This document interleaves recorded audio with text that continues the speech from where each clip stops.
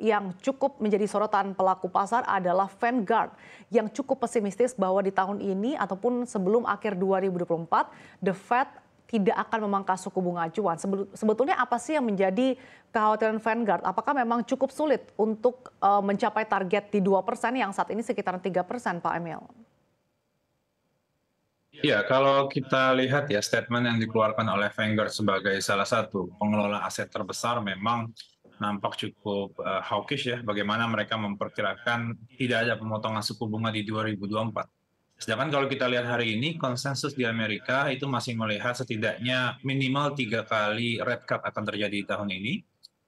Sedangkan kami dari Bahana, kami melihat ada peluang 3 sampai dengan 4 kali pemotongan suku bunga di AS. Memang kita lihat bahwa kondisi ekonomi AS masih cukup kuat hari ini, tapi kita ke depan, forward looking ke depan, kita melihat peluang untuk ekonomi AS ini melambat masih sangat terbuka. Jadi kita lihat suku bunga yang tinggi hari ini nampaknya tidak diperlukan untuk dipertahankan hingga akhir tahun. The Fed bisa mulai pemotongan suku bunganya, kami perkirakan di bulan Juli mendatang, kemudian nanti akan berturut-turut 3 hingga 4 kali pemotongan suku bunga di tahun ini. Oke, jadi Anda masih memproyeksikan bahwa setidaknya The Fed akan memangkas suku bunga acuan sebanyak 3 kali. Namun mencermati pergerakan tren inflasi Amerika Serikat yang sebetulnya terus menurun, bahkan di tahun lalu sempat mencapai puncaknya di kisaran 9% sampai berada di periode yang terakhir di kisaran 3%. Apakah memang Anda melihat bahwa The Fed ini sudah cukup on track dalam menaklukkan inflasi? Ya, kalau kita bicara apakah inflasi turun masih dalam on track The Fed dan juga yang diperkirakan oleh pasar, sebenarnya tidak. Karena memang inflasi sedikit lebih tinggi dari apa yang diperkirakan oleh The Fed dan juga pasar. Tapi ke depan kita lihat tidak hanya inflasi yang hari ini sedang terjadi. Kita lihat bahwa ke depan ini peluang inflasi turun itu masih ada. Nah, kalau kita lihat dalam jangka pendek ini, kelihatannya inflasi kok susah turun, masih cukup tinggi, dan tidak secepat yang diperkirakan oleh pasar dan juga The Fed. Kami justru sekarang sedang mengamati dinamika di pasar tenaga kerja AS. Karena kemarin sempat ada data yang sudah keluar, itu adalah data tingkat pengangguran di AS itu sudah meningkat ke angka 3,9% ya per Januari kemarin. Nah, ini kita lihat penting karena nanti dinamika inflasi upah atau yang disebut dengan wage inflation ini yang akan menentukan inflasi jangka panjang di AS. Kalau misalkan hari ini inflasi jangka pendek masih tinggi, itu bisa disebabkan oleh banyak hal. Misalkan harga energi yang masih tinggi, atau mungkin sedang ada gangguan di Laut Merah, misalkan. Nah, ini semua menyebabkan inflasi masih terjaga tinggi dalam jangka pendek. Namun kami yakin bahwa The Fed masih akan mencermati inflasi jangka panjang. Itu sebabnya ketika kita lihat di proyeksi The Fed bulan Maret kemarin, itu The Fed memang mengakui bahwa inflasi akan lebih tinggi dari yang mereka perkirakan sebelumnya, namun mereka tidak mengubah proyeksi pemotongan suku bunga tetap di 3 kali tahun ini. Oke, kalau kita lihat juga sebetulnya selain data-data tadi yang Anda sampaikan, beberapa waktu lalu Amerika Serikat juga merilis data PMI manufaktur yang ternyata lebih tinggi atau tertinggi dalam 21 bulan terakhir. Nah, apakah Anda melihat bahwa memang perekonomian Amerika Serikat ini secara overall masih cukup kuat sehingga tampaknya untuk menyentuh level 2% ini cukup sulit, dan pandangan Anda sebetulnya butuh waktu berapa lama sih dan seberapa penting sebetulnya bahwa memang The Fed ini harus segera menaklukkan inflasi Amerika Serikat hingga menyentuh 2%, Pak Emil?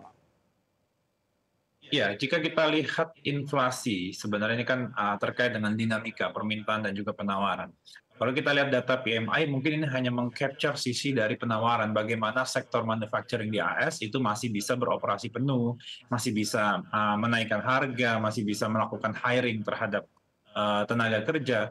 Namun kalau kita lihat misalkan sejumlah data dari sisi demand, dari sisi permintaan, misalkan kemarin keluar data consumer confidence di AS itu sudah mulai melemah, retail sales juga sudah mulai melemah. Ini kita lihat dari sisi permintaan nampaknya tidak bisa catch up dengan sisi penawaran. Nah, ini yang justru akan semakin memperbesar tekanan disinflasi atau bahkan nanti deflationary. Karena ketika tingkat produksi masih terus dijaga oleh sektor manufaktur, sedangkan dari sisi demand masyarakat tidak mampu menyerapnya, ini kami perkirakan bisa menekan inflasi turun lebih awal. Nah, ini perkiraan kami kurang lebih sama dengan The Fed bahwa inflasi bisa mendekat ke arah 2% itu setidaknya di tahun 2026 mendatang. Apakah The Fed perlu worry kalau misalkan targetnya baru tercapai di 2026? Menurut kami tidak. Karena The Fed kan mengadopsi yang namanya Average Inflation Targeting atau AIT ya, di mana mereka tidak mentargetkan tahun ini inflasi harus 2% tidak, namun secara rata-rata jangka panjang mereka ingin inflasi tetap kembali ke 2%, yang mana itu bisa dicapai di 2026 menurut perkiraan kami. Oke, kalau inflasi baru diperkirakan dicapai di tahun 2026, apakah artinya memang suku bunga ini akan high for longer, Pak Emil? Ya, tergantung definisi high-nya ya. Kalau misalkan kita lihat tingkat suku bunga hari ini di 5,5% sebagai tingkat suku bunga yang tinggi, namun turun 3 kali berarti ke 4,75, menurut kami ini tidak bisa disebut high for longer. Memang secara relatif ya dibandingkan posisi pre-COVID memang lebih tinggi. Tapi kalau kita bandingkan dengan posisi tahun lalu, ini jadinya lebih rendah karena sudah turun 3 kali. Jadi memang banyak narasi high for longer, higher for longer. Ini menurut kami kurang tepat. Kami lebih menyebut ini tingkat suku bunga dijaga tinggi untuk beberapa waktu ke depan, tapi ini tidak akan bertahan menahun hingga tahun depan. Itu yang kami perkirakan. Jadi 3 kali pemotongan suku bunga nampaknya tidak sesuai dengan narasi high for longer. Menurut kami hanya tinggi untuk sesaat saja untuk sementara waktu ini. Oke, tingkat suku bunga dijaga tinggi untuk sementara waktu ya Pak Emil. Tapi dengan tentunya perkiraan suku bunga acuan Amerika Serikat yang masih tinggi, ini di satu sisi membuat indeks DXY menjadi melonjak dan otomatis akan membuat pergerakan rupiah menjadi lesu. Nah, pandangan Anda seberapa lama sih rupiah ini bergerak cukup sideways, bahkan pergerakannya lesu dengan adanya dinamika perkiraan pelaku pasar terkait dengan seberapa banyak dan bahkan berapa kali The Fed akan mangkas suku bunga acuan? Iya, terkait dengan indeks dolar ya memang cukup mengejutkan pasar, di mana 2 minggu terakhir indeks dolar menguat cukup signifikan. Kami lihat katalisnya lebih karena faktor di luar AS. Jadi tidak banyak yang berubah di perekonomian domestik AS.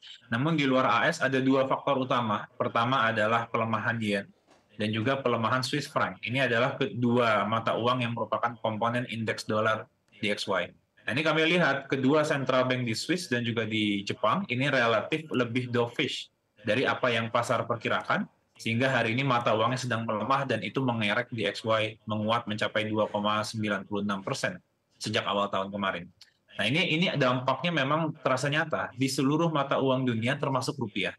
Rupiah tergolong bagus sebenarnya karena rupiah baru melemah 2,49% year to date, yang mana itu artinya lebih sedikit dibandingkan penguatan dolar indeksnya itu sendiri. Nah, sampai kapan ini akan terjadi? Kami perkirakan volatilitas rupiah itu masih akan tinggi di semester pertama tahun ini. Karena kami perkirakan di bulan Juli 2024 nanti, The Fed akan memulai pemotongan suku bunga pertamanya, dan bersamaan dengan itu kami lihat mata uang negara berkembang dapat berbalik menguat, termasuk di dalamnya adalah rupiah.